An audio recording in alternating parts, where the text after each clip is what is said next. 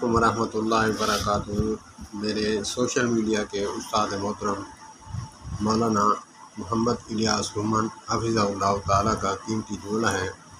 وہ فرماتے ہیں کہ محبت کی آڑ میں مشرک نہ بنے اور توحید کی آڑ میں بے ادب نہ بنے۔ انہوں نے یہ جملہ اس بات پر کہا ہے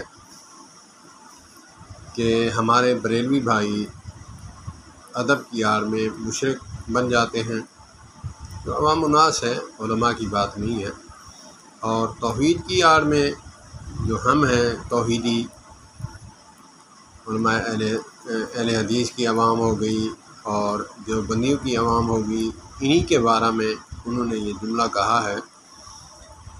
توحید کرتے ادب کی حد تک چلے جاتے ہیں، اتنا گر جاتے ہیں، بے ادب بن جاتے ہیں۔